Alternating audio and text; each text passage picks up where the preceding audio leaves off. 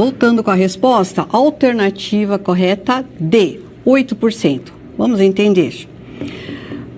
2 times de futebol jogando entre si 6 vezes. Então, nós temos aqui, no caso, uma quantidade fixa de tentativas, né, ou de jogos.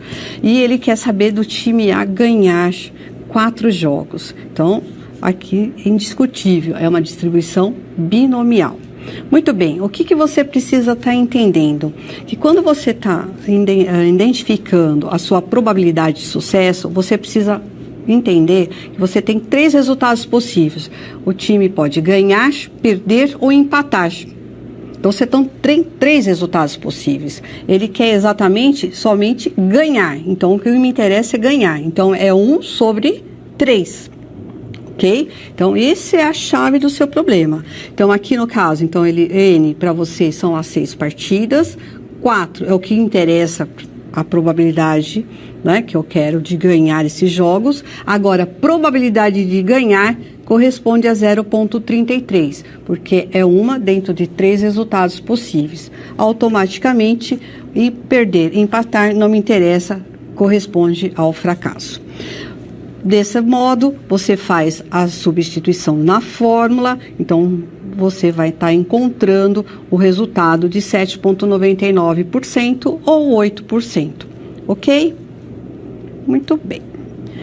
Vamos entender agora o que é um valor esperado. O valor esperado também no caso, é uma distribuição de probabilidade, onde você vai estar considerando um valor futuro. Você precisa identificar um valor futuro que aconteça. Então, você vai estar multiplicando aquele valor vezes a sua probabilidade daquele evento, né? Vamos deixar claro num exemplo. Eu tenho um fabricante que produz peças, mas 15% delas são defeituosas. Se uma peça defeituosa for produzida, o fabricante perderá R$10, enquanto uma peça não defeituosa lhe dará um lucro de R$56. Qual o lucro esperado por peça a longo prazo? Então, observaram-se que eu tenho que está resolvendo um valor futuro, né? Então, para facilitar, construir essa tabelinha. Então, aqui eu tenho a qualidade da peça, né? Defeituosa e perfeita, né? O lucro que já foi aferido, que é o XI. Então, o que significa isso? Quando ela for com defeito, eu tenho o quê? Eu perco, né? Ele vai perder esses R$10. E se ela for perfeita, eu vou ter um lucro de R$56. Sendo assim, quanto corresponde à probabilidade, né? Então, eu vou estar correspondendo a essa 15% no caso de defeituosa e 85% no caso de ser perfeita. Para obter o valor esperado, é só executar o produto desses 2 valores. Então, do meu XI vezes a probabilidade, né? Então, no caso, vai ser o menos 10 vezes 0,15, automaticamente transformando em decimal, vou encontrar um resultado negativo. Não se preocupe, está correto. Então, é menos 1,50, ok? E o segundo, quando perfeita, eu vou obter um lucro de R$56. Então, vai ser o produto de 56 vezes 0,85, uma resultante de 47,60. Somando os 2, vou ter um valor esperado de 46,10, ok? Sim, é bem simples a conclusão, o entendimento de valor esperado. Vamos mais a um outro exemplo. O trem do metrô para no meio de um túnel. O defeito pode ser na antena receptora ou no painel de controle. Se o defeito for na antena, o conserto poderá ser feito em 5 minutos. Se o defeito for no painel, o conserto poderá ser feito em 15 minutos. O encarregado da manutenção acredita que a probabilidade de o defeito ser no painel é de 60%. Qual é a expectativa do tempo de conserto? Então, vamos lá. Então, novamente, para facilitar o entendimento, é entendendo através de uma tabelinha aqui. Então, construímos o local do defeito. Antena. Então, qual é o tempo de conserto? 5 minutos. Qual a probabilidade? De 40%. Né? Ele já te dá essa informação no enunciado. E no caso do painel eu tenho 15 minutos, é o tempo de conserto, uma probabilidade de 60, certo?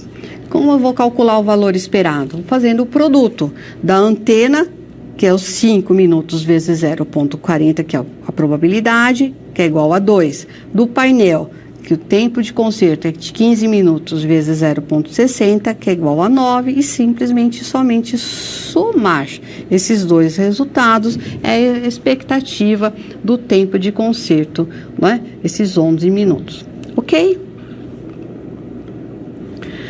Uma outra distribuição que nós vamos estar tratando é a distribuição de Poisson.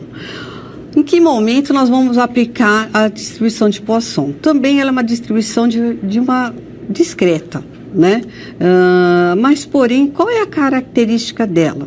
Né? Então, quando você trabalha com a Poisson, você está envolvendo tempo e espaço, diferentemente de quando você trabalha com a binomial. Né?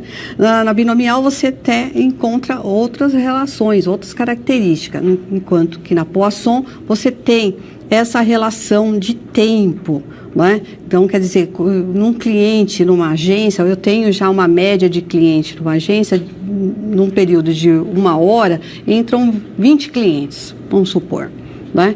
Eu quero calcular em 15 minutos quantos clientes vão entrar nessa agência. Né?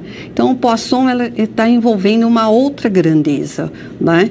Então, aqui no caso, quais são essas características? O experimento consiste em contar o número de vezes em que o evento ocorre ao longo do intervalo especificado de tempo ou espaço.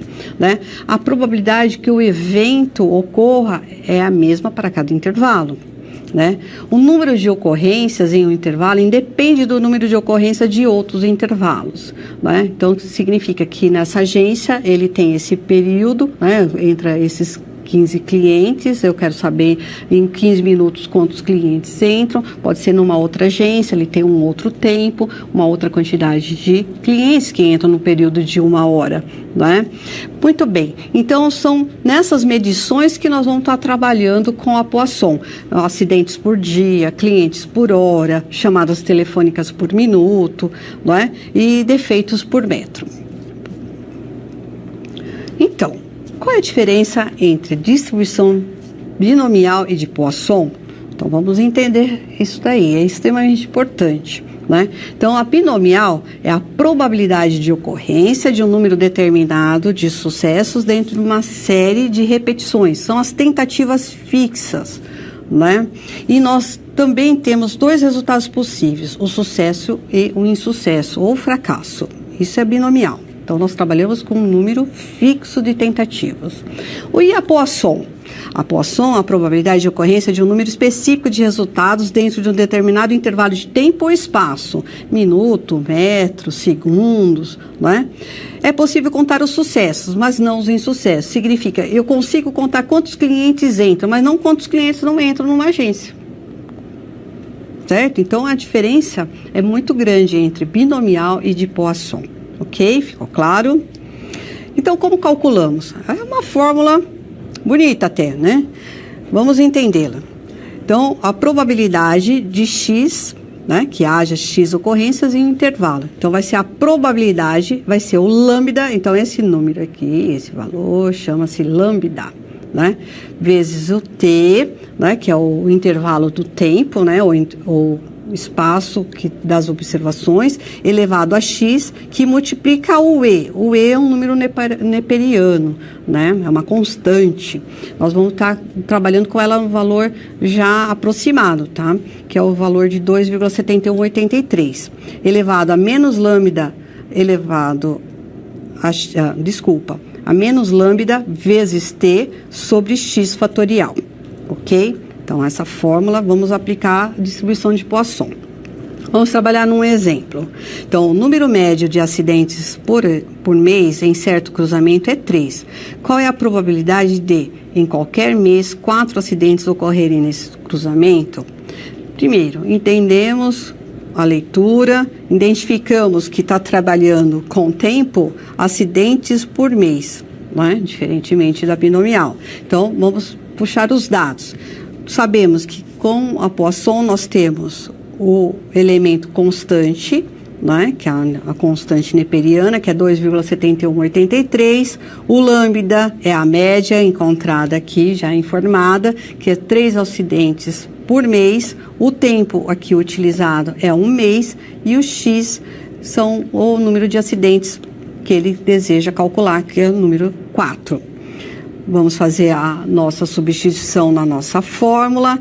Então, fazendo as devidas substituições, então nós vamos chegar no 0,16.80, né? Então, é a probabilidade de você encontrar 4 acidentes que ocorrerem nesse cruzamento. Perfeito? Num outro exemplo, uma pesquisa do IBAMA revelou que em determinada região amazônica existe uma média de 2,6 onças por 100 km². Qual a probabilidade de serem encontradas exatamente 2 onças em uma área florestal com 25 km²? Então, buscando todas as informações do nosso enunciado, novamente, deixamos sempre a constante marcada. O tempo aqui envolvido, nós estamos trabalhando com uma área de 25 km², não é? Onde nós vamos estar fazendo a conversão para decimal.